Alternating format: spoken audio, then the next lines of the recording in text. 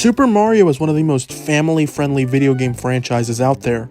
But what if it wasn't? Since the creation of the ESRB, or the Entertainment Software Ratings Board, there have only been a handful of Mario games that didn't receive the E for Everyone rating. And I'm not counting the earlier K to A rating as being not E for Everyone, since these two are basically the exact same thing. So I'll be taking a look at some of the Mario games that did not receive an E for Everyone rating, and determining whether or not the rating was justified or the ESRB was being a bunch of babies. I'll be using the reasoning given by the ESRB on their website, which I'll leave linked in the description.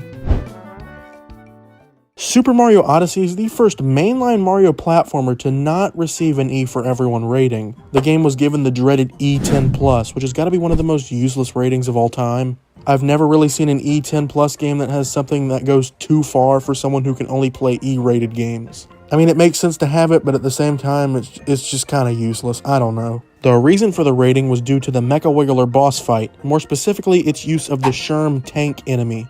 I can kind of see that, I guess, but at the same time, really? This goes too far? They also bring up the Bowser boss fights where you have to rapidly punch him over and over. Again, this isn't that bad. It's so overly cartoony, I just don't see why this pushes the age rating up. Not justified. The fourth entry in the Mario and Luigi series is the only one that has gotten an E10+ rating.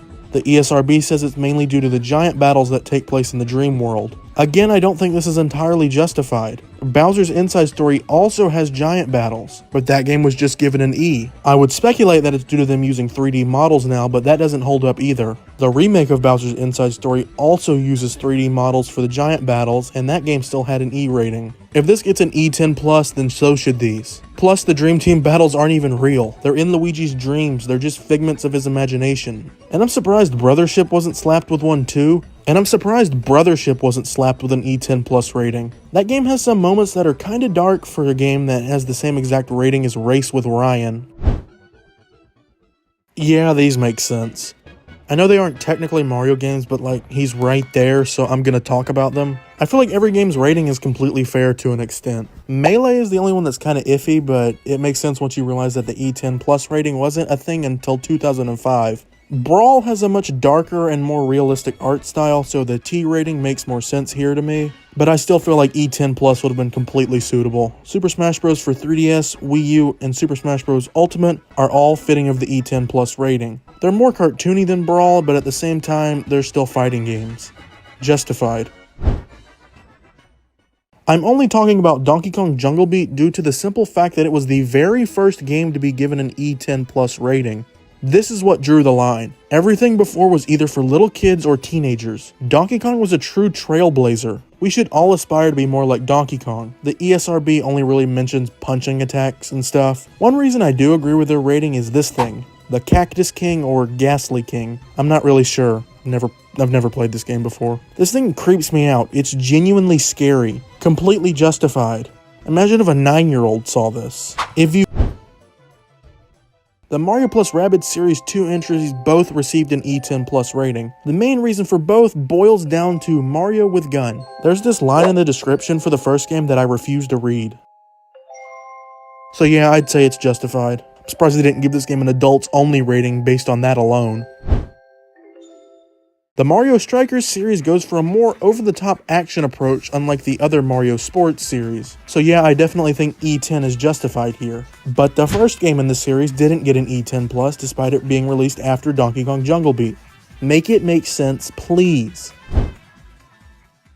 The final two entries in the Mario and Sonic at the Olympic Games series were both given an E10+ rating. They were given this higher rating due to the boxing event in both games. So nothing too interesting here.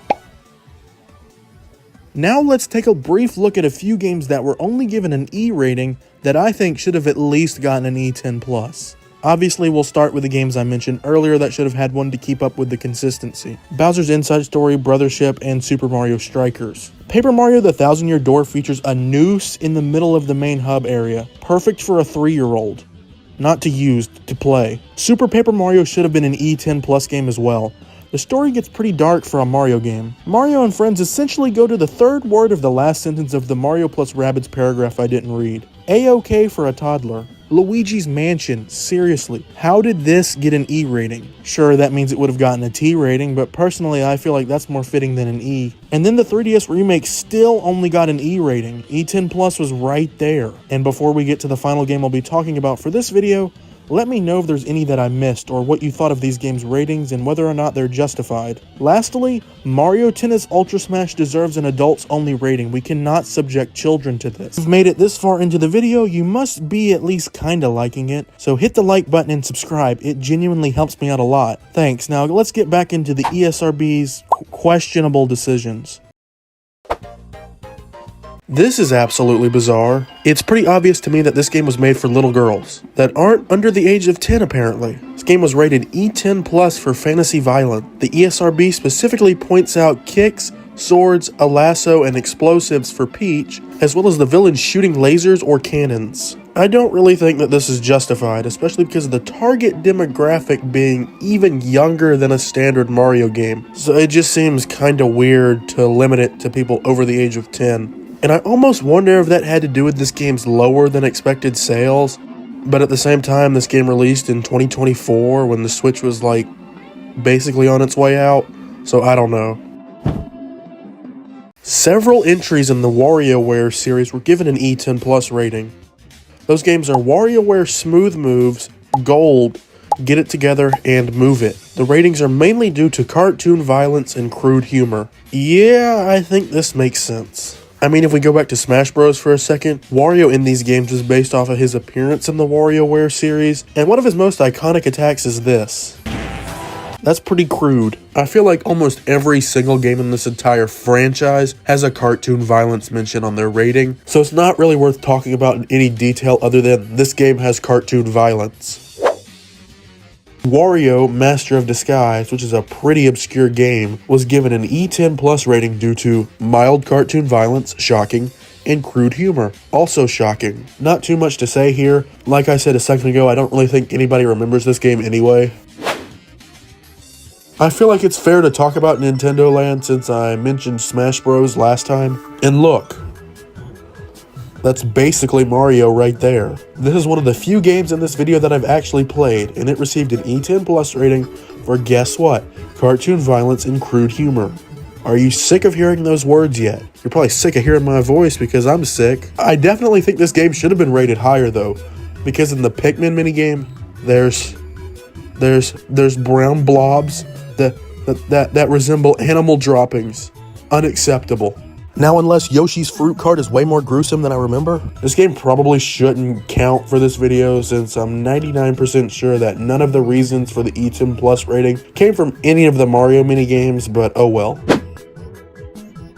Donkey Konga 2 has a way more interesting reasoning for its age rating than a lot of these others. That being language. No, unfortunately, Donkey Kong's not using modern marketing strategies and cursing, but making it kind of funny where it's like, oh, we almost said a bad word, guys, laugh and buy our stupid product. It's technically due to mild lyrics. The Donkey Konga games are rhythm games that use actual real-life songs. And since the music industry is pure evil, some of these songs use profanity. Horrifying. I just find it incredibly fascinating that a Mario franchise game got a T for teen rating due to language. That's pretty crazy in my opinion. The latest game in this entire franchise that isn't a re-release is Donkey Kong Bonanza, which received an E10 Plus rating due to the main form of combat being punching. I mean, I guess if that kind of pushed Odyssey over the edge, I don't see why it wouldn't here. It's not violent by any means, but I suppose it was enough to warrant the ever so slightly higher rating. I've also played a bit of this game but haven't finished it. I should probably go back to it, though. Let me clear up some confusion about every single Nintendo Classics trailer. Whenever Nintendo adds a new game to this service, it always starts off with a T for teen rating. Now that's not because the game itself is rated T for teen. It's because the entire app is rated T for teen due to some of the games they had added. It kind of annoys me every single time when somebody's like, oh, why is Donkey Kong 94 rated T for teen? It's not. The Game Boy app is rated T for teen, not Donkey Kong 94. Although it probably should be because Donkey Kong's in it, and we all know Donkey Kong is known for his use of profanity. Now I'll be discussing some games that should have been rated differently than what they actually were given. Mario and Luigi Partners in Time. I'm not sure how I missed this one last time. I guess it was just because I was dumb, I don't know. This game has a darker plot compared to a lot of the other entries in this series. So at the very least an E10 plus rating is warranted, and it would have been within the time frame, so it should have gotten one. Now this is just my opinion, but I think if a game has microtransactions of any kind, then it should not be rated E for everyone. Meaning that Dr. Mario World and Mario Kart Tour should both be E10 plus minimum. I mean, they basically promote gambling with real life money to little kids. That's bad. Well, at least Mario Kart Tour does. Dr. Mario World would have to be posthumously re-rated because that game is gone. Can't play it anymore. Paper Mario Color Splash and the Origami King are definitely more lighthearted than the Thousand Year Door and Super Paper Mario, yet they both have some fairly dark moments, especially the Origami King. In Color Splash, Mario gets called a war criminal. I just have to bring that up every time I talk about this game because it's hilarious. Nintendo officially calls Mario a war criminal. What is he, Benjamin Neff? In the Origami King, multiple characters get completely ripped to shreds by a pair of scissors. It's pretty gruesome. Not really. I was only being dramatic. The only reason they were allowed to get away with a lower rating for these games is because the characters are made of paper, not flesh. Now let's go to the opposite end of the spectrum here. Mario Teaches Typing 1 and 2 should have been rated EC, or Early Childhood, which is a now defunct rating made for games targeted at an extremely young audience or are educational. Not just any version of the first game though, only the enhanced CD-ROM version, because that released after the EC rating was established. So let me know if there's any games I miss and what you'd like to see me make a video on next. And yes, Mario Tennis Ultra Smash should still not be marketed towards kids. That game is so bad it should be considered child abuse forcing your kids to play that garbage. I have two